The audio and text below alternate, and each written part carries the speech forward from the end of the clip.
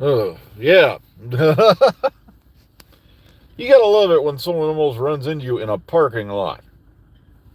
I'm not kidding. I'm pulling in, and suddenly this guy comes out of one of these lanes, and just keeps going. It doesn't, it's like, dude, you're in a sedan. I'm in a Jeep. It's like, you didn't even stop at the end of the aisle to see if anybody was coming. I'm sorry, but at least I've never hit anybody or been hit in a parking lot. Matter of fact, last year's accident was the first accident I've been in at least like 25 years. You just got to keep your eyes open, your brain on. And sadly, a lot of folks, after you've done a shift at work, it's hard to keep your brain functioning. I'm not kidding, but still, whenever I'm in a parking lot, I drive pretty slowly because you've got people walking around out here who just want to go home. I'm sorry, but I'd really be pissed if I'm, like a few minutes from getting into the car and going home and having the rest of my day, with myself and my loved ones, and then somebody clocks me and breaks my leg or something, because they just weren't paying attention. Like we had this one imbecile that was using this parking lot to cut around the traffic light. But in his case, he was on an e-bike, one of the motorized bicycles, and he was just cutting through here so he didn't have to go through the intersection over there. And you know how I know? Very simple, because I'd watch him come in this gate. He didn't even slow down, and the bikes park up over here, and he just keep on going full speed. And I'm like, yeah, I give it less than a couple weeks for this imbecile, runs into somebody with that thing. Uh, but I haven't seen them again since. So I'm not kidding. They just had the thing at full go. And that's another thing. E-bike, really? You can't pedal a damn bike on your own? And people wonder why I have little no hope for the human race when the apocalypse does hit. Because the only people who are going to survive are the ones who know how to grow their own food, know how to catch and butcher their own meat, who know how to live off the land, who know how to live out in wild. Everybody out here, hell, their iPhone goes out and they go frickin' bananas and start pulling their hair out and screaming, "Or is there no God?"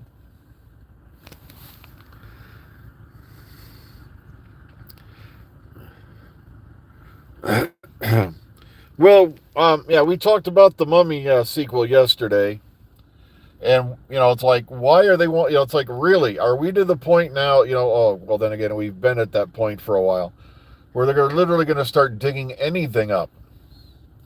What pisses me off, the one movie I would have loved to have seen a sequel to was Big Trouble in Little China, but that went into development hell a long time ago, and I don't think it's ever going to happen.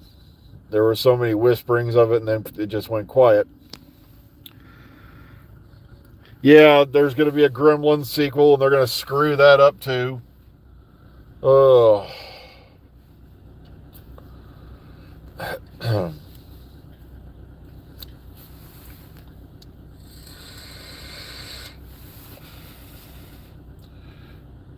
It's going to feature Gizmo at the retirement home.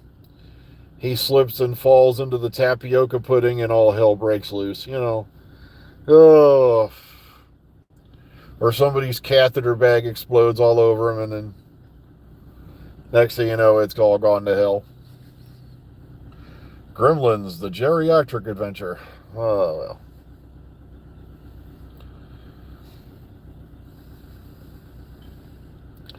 Yep, they're going to screw up everything because they literally have hit this wall where in some cases, some studios are literally now so freaking frightened to try anything new because they've bombed and bombed and bombed over again. Um, like I said, the biggest problem with what happened with the Disney Marvel thing was when they put out Avengers Endgame, where do you really go from there? Okay? You've pretty much hit the end of the story. There's not very, places that people want. They don't want new characters. You've ended the story for these particular characters. And now you're going to try to have to build that all over again, and sure enough, they did it all wrong. But let's do the Marvels.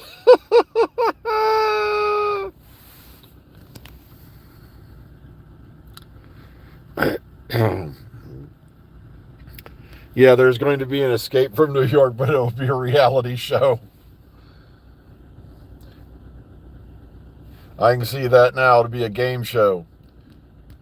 If you could win the big prize of a brand new home somewhere on the opposite coast away from New York.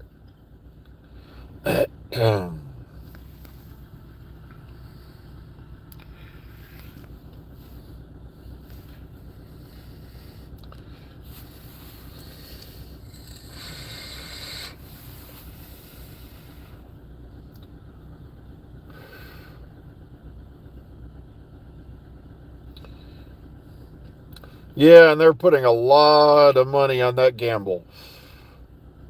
A lot of money on that gamble, considering, we already seen the list of people who's going to be in it. Just the cast list alone had to be at least $100 million budget, minimum.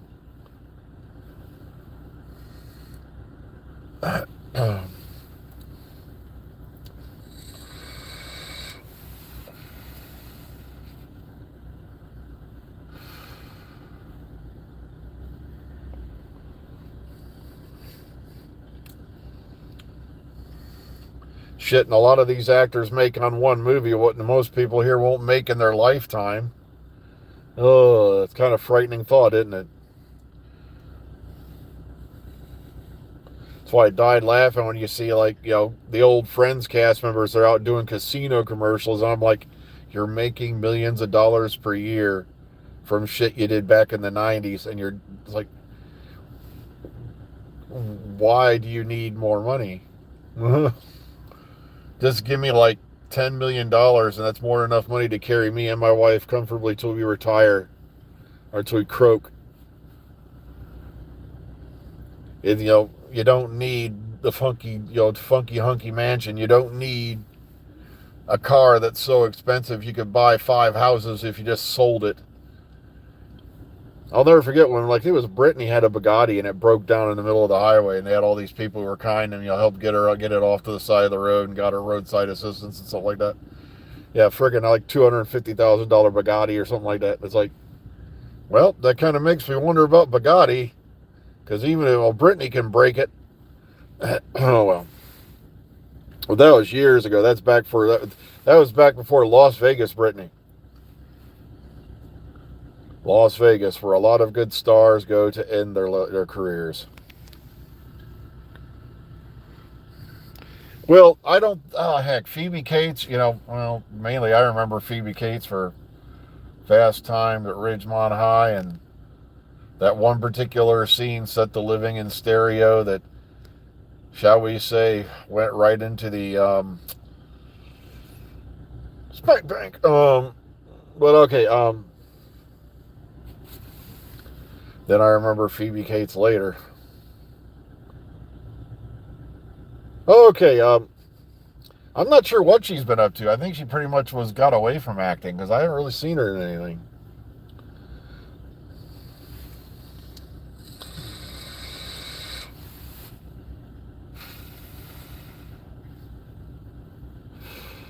It's just some of these actors and all that, it's not only a matter of fact, it's not that the phone stops ringing, but there's a lot of them who are like, look, I'm making a lot of money. Why should I keep working? I got enough money packed away to live comfortably for the rest of my life in another country or wherever I want to live. Why keep doing this shit? I'm not kidding.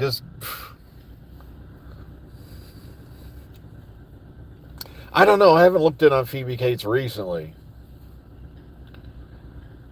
I follow quite a few actresses from back in the day on Instagram and stuff like that. So it's like,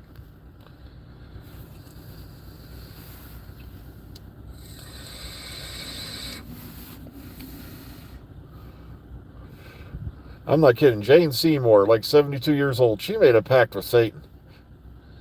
Ugh.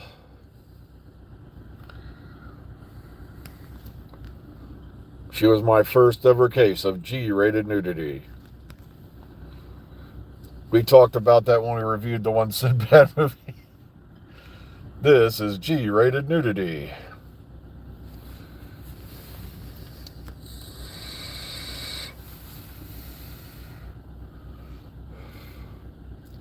It's not too bad out here this morning.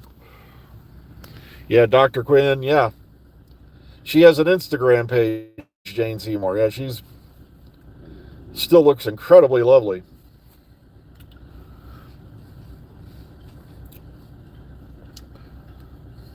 Hell, I remember her when she was Serena on Battlestar Galactica, back at the beginning of it.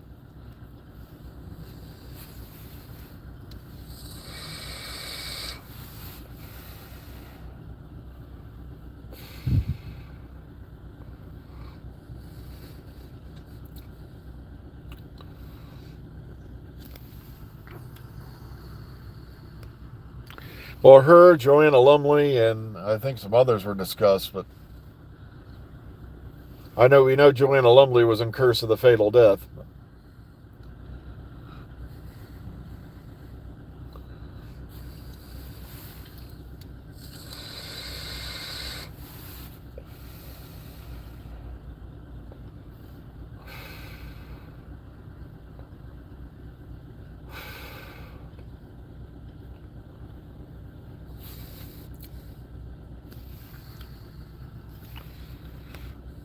But, well, like I said, it's weirdness going on left and right in this country anymore. And like I said, when the apocalypse hits, 90% of this population is going to go, huh? What do you mean my iPhone don't work? I can't get on TikTok? Oh, Ugh.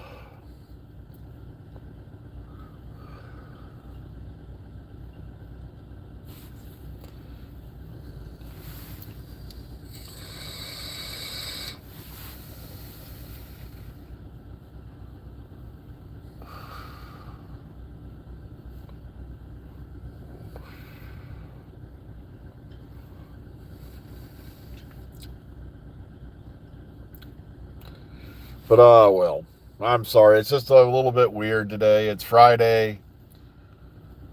We have to come back work on Monday. Then we're off Tuesday for Veterans Day. Normally they would have moved that to Monday so we get the 3-day weekend, but I guess it's a new thing in the contract that, they want veterans. They're going to celebrate the holiday on the holiday now. And like I said, I can see, if the veterans want it that way, hey, it's their day, But me, I'd rather have the 3-day weekend if I was in, but come on, they're the ones that went off and, fought, volunteered, and served this country. I think they should have a priority in the decision, don't you? Okay. Me, I didn't even have the courage to do that. Closest I got was Sea Cadets. That was enough for me. But I learned a lot when I was in the Sea Cadets.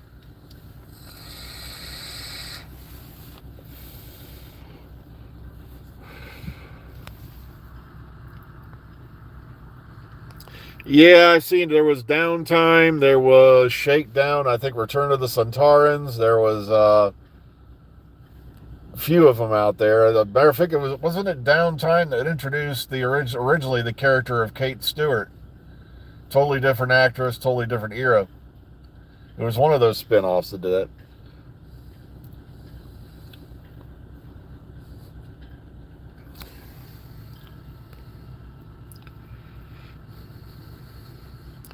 Then there was the one with Liz Shaw that I can't remember the name to. Probe, I think it was. The Further Adventures of Liz Shaw. Now she's smoking a pipe, and there was a lot of cameos by different actors and actresses in that one. There was that one with Colin Baker, The Stranger. Oh my God, that one got kind of awkward, didn't it? Okay, coming up on the clock here, so let me see. Oh yeah, we got Thanksgiving off and all that, so that's coming up. I think the week following that and all that. So